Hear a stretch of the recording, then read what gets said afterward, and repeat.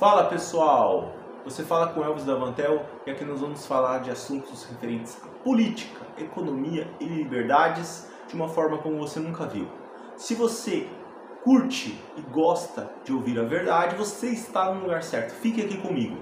E hoje nós vamos falar sobre um assunto muito bacana, muito importante sobretudo, que é por que o Brasil hoje é uma semidemocracia, tá? Mas antes disso eu vou pedir uma gentileza para você. Se você não é inscrito, se inscreve no nosso canal, tá? E ative o sininho para você receber as futuras publicações, os futuros vídeos. Isso é muito importante para que o YouTube saiba, para que essa rede social saiba que você quer receber mais conteúdo sobre nós, tá? E curta o nosso vídeo para que a rede social saiba, a plataforma saiba que você quer que esse vídeo seja divulgado para outras pessoas. E também compartilhe nas suas mídias, compartilhe no WhatsApp, no Telegram e em outros locais, como nas redes sociais, esse conteúdo para as outras pessoas, ok? Ok? Belezinha? Vamos lá? Vamos sem enrolação, vamos começar? Então, são tantos os motivos, são tantas as causas que eu posso estar falando para vocês. Por que o Brasil hoje é uma semidemocracia? Que eu, na verdade, ficaria horas e horas e horas falando. Simplesmente não ia parar mais. Então eu apenas pincelei algumas, eu apenas fiz uma pequena triagem de algumas, na verdade tem várias inclusive. Eu até peguei umas que nem são tão do momento, para vocês entenderem uma cronologia, enfim. Que o Brasil nunca foi uma democracia plena, ou seja, que respeita... Por quê? Vamos começar do início. Para um país, para uma nação ser uma democracia plena, ela tem que respeitar de uma maneira muito forte, ou quase que absoluta, liberdades como a liberdade de expressão, a liberdade de opinião e a liberdade de pensamento. Tá? Se o Estado, se aquela sociedade não respeita o indivíduo na sua liberdade de opinião, de pensamento e de expressão de uma forma plena, não há que se falar em democracia. Não adianta dizerem, país tal é uma democracia. Não é. Pode ser considerado uma semidemocracia, pode ser considerado um governo ditatorial disfarçado de democracia. Ou seja, nomenclatura não caracteriza o objeto. Por exemplo, não é porque eu pego um cachorro e eu coloco o nome dele de cavalo que ele vai deixar de ser um cachorro. Ok? Capite? Da mesma forma, não adianta colocar República Democrática do Congo e achar que aquilo é uma república. Não é o nome que vai fazer daquilo uma república. República é um governo de todos, coisa pública. É um Estado para todos, é um governo para o povo, que vem do povo, que emana do povo e para o povo. E a democracia o que não só que a maioria decide, isso é um conceito grego muito antigo, que as pessoas decidiam de forma livre, em debates, em votação. Não! Democracia substancialmente significa que as pessoas têm que ter liberdade. Se elas não têm liberdades, elas não estão numa democracia. Então eu estou sendo muito bonzinho quando eu digo que o Brasil é uma semidemocracia. Se é que podemos dizer que uma semidemocracia é uma democracia. Não é verdade? Gostaria de saber o que você acha sobre isso. Deixe seu comentário aí, vamos começar a conversar de uma forma respeitosa, séria, mas vamos comentar o que é o Brasil. O próprio fato, gente, de eu não poder criticar a democracia, presta atenção. O próprio fato de eu não poder criticar a democracia significa que isto não é um modelo democrático.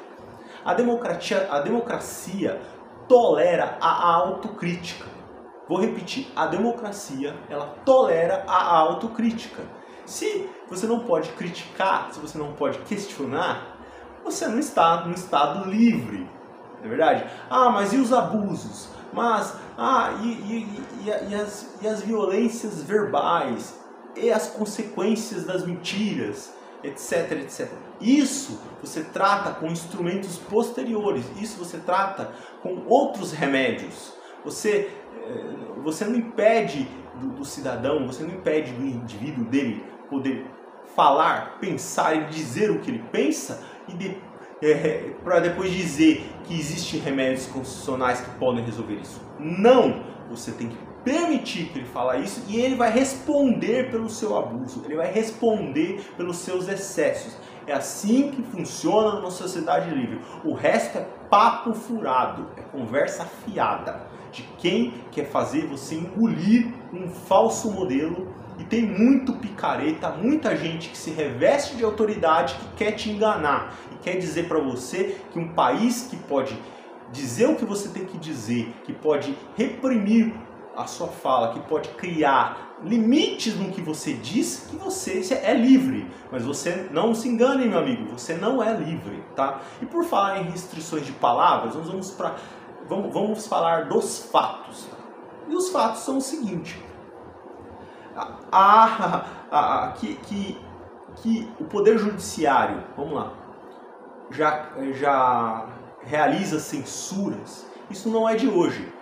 O Alexandre de Moraes, que é o ministro do STF e do TSE, que mais cria medidas de restrição à liberdade, medidas de censura, é o maior censurador do Brasil hoje, ele fez escola onde no próprio Poder Judiciário. O Judiciário, há alguns anos, diferentemente de outros países que eu já expliquei em outro vídeo, que eu falei que é comum, gente, é comum que a ditadura, que a mão pesada do Estado seja do Poder Executivo. Por quê? Porque o Poder Executivo, por via de regra, ele detém mais orçamento, ele detém o domínio das Forças Armadas, ele detém o poder, poder de polícia, tal.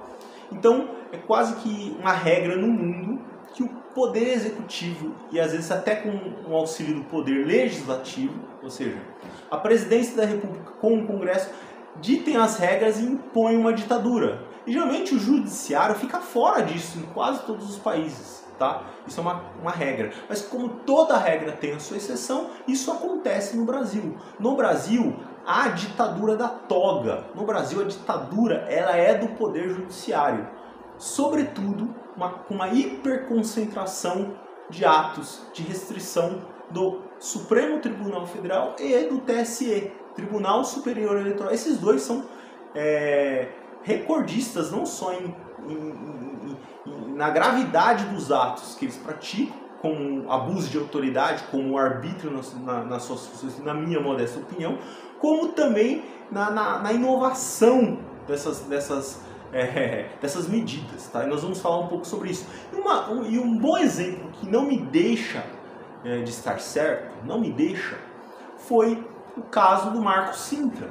O que é Marco Sintra? Marco Sintra é um respeitado nome do mercado, que já foi político de carreira, que foi secretário da Fazenda, que já cumpriu papéis importantes na política fiscal brasileira, que é o autor de uma medida que é criar o IVA, aquele imposto único que é simplificar a questão tributária.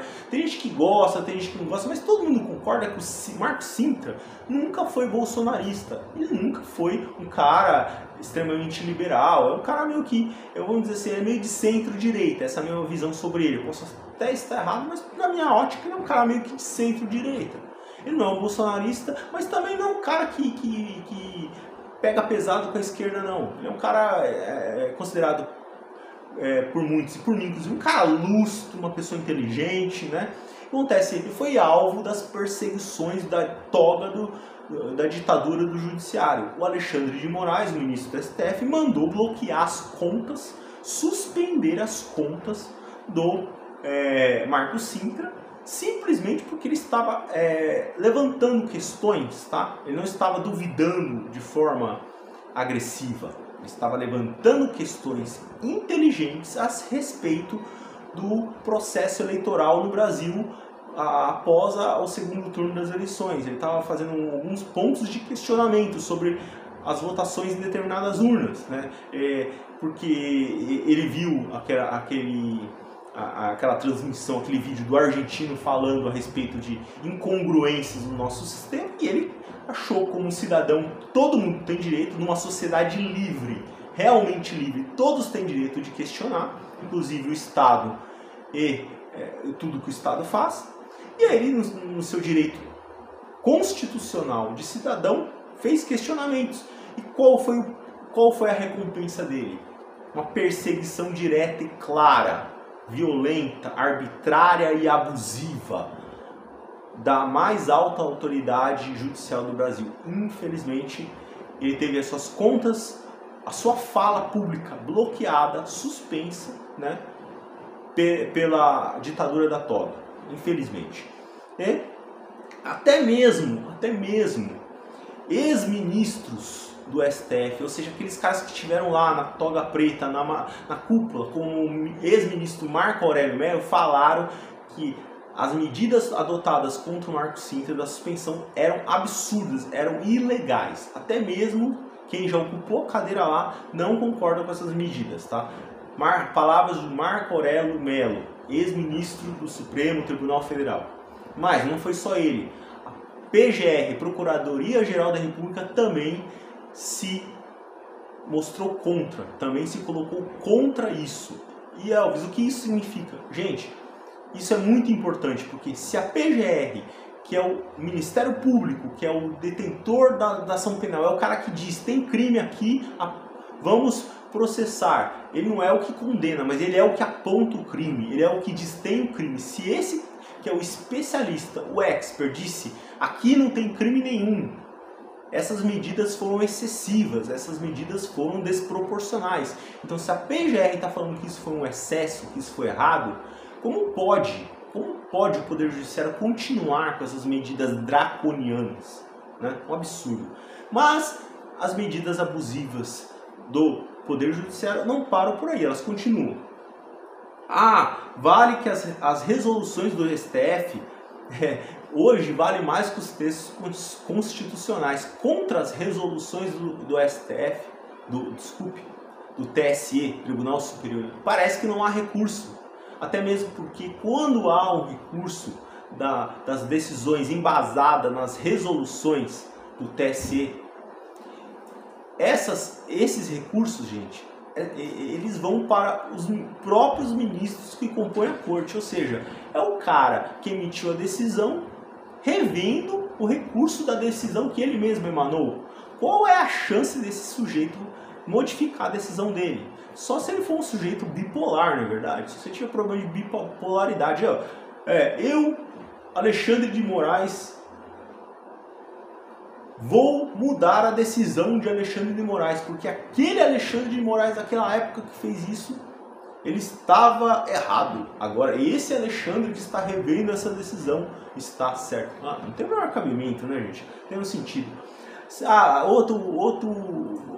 Outras medidas arbitrárias que foram absurdamente questionadas, inclusive no mundo inteiro, foram pontos de críticas internacionais, é o chamado inquérito das fake news, apelidado gentilmente pelo ministro Marco Aurélio Mello como inquérito do fim do mundo. Aquele inquérito que não tem data para acabar, aquele inquérito que não tem fundamentação.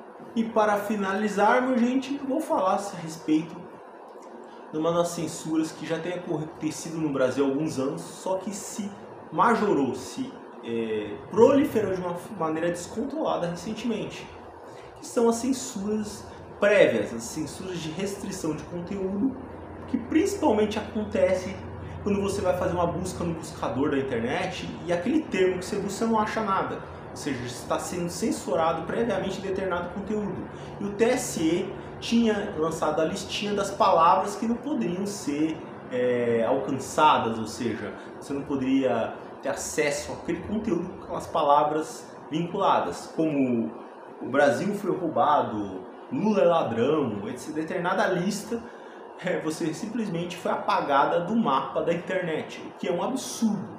Uma sociedade dita como uma sociedade livre, você não pode censurar as palavras. Se você quer apagar o passado, é como se você estivesse querendo reescrever o passado. É a mesma coisa, não muda nada. Não existe sociedade livre em que há ordens de ditas autoridades. Que autoridades são essas? Que têm esse poder de dizer o que deve ou não deve ser dito. Nem mesmo o poder a autoridade que vem do poder emanado pelo povo, que é o Congresso Nacional, tem essa atribuição, tem essa competência de poder determinar o que as pessoas podem ou não podem ler, escrever ou falar. Isso é um absurdo. O STF não se toca e o TSE não se tocam e começam a aumentar cada vez mais essas medidas. Por exemplo, o STF recentemente, parece uma fantasia isso que eu estou dizendo, mas isso é verdade, o STF lançou a cartilha das palavras não recomendáveis. O que é isso? O STF lançou uma cartilhinha de palavras indesejáveis, que ele recomenda que você não diga. Ele quer dar uma de professor de etiqueta, ele quer dizer para as pessoas as boas maneiras, como você e eu, nós devemos nos comportar. Ora bolas, eu nunca vi na Constituição Federal que o STF ou o Poder Judiciário tinha atribuição de controlar a boa conduta pública, que teria a atribuição de dizer para as pessoas o que elas poderiam ou não dizer. Pois bem, o STF acha que ele tem esse direito, o STF, como o oficial Ministério da Verdade, dizendo o que pode ser dito, o que não pode ser dito, enfim, é um absurdo. E para você contornar essa situação absolutamente catastrófica, de uma maneira legal, de uma maneira legítima, muitos, inclusive eu recomendo que você o faça também, utilize das VPNs, que são uma tecnologia que criptografa e faz uma mudança do seu tráfego para provedores internacionais que fazem o quê? Isso meio que engana, no bom sentido, tá? No sentido positivo que eu estou dizendo aqui, o sistema, como se você estivesse acessando a internet lá de fora do Brasil, mas na verdade você está aqui. São as VPNs. Essas VPNs são usadas há muitos anos, há muito tempo, por pessoas perseguidas políticas em países ditatoriais, em países autoritários. Por exemplo, na China é muito comum ser utilizado as VPNs, tá? Nos países de teocráticos lá da Ásia, do mundo islâmico, que você não pode dizer o que você pensa também, que é uma grande restrição da liberdade, também são utilizados, assim como nos estados autoritários africanos, enfim, pelo mundo afora, onde tem ditadura, onde tem autoritarismo, as VPNs são muito utilizadas. E infelizmente essa tecnologia será cada vez mais necessária no Brasil. Não é ilegal, não é indevido, pode utilizar. As VPNs são ferramentas úteis, legítimas, que os cidadãos brasileiros podem e devem usar. Isso não é jabá, isso não é propaganda. Eu não sou patrocinado por nenhuma empresa de software de VPN, mas eu tenho que reconhecer que é bom você utilizar. E eu vou encerrar aqui dizendo assim, a seguinte reflexão para você. Se nem os parlamentares, se nem um congressista, se nem um deputado, se nem um senador tem a sua liberdade preservada, o que dirá eu, você, nós meros mortais? Aonde vamos parar? E eu deixo aqui o meu abraço para você e que Deus abençoe a nossa nação. Até o próximo vídeo.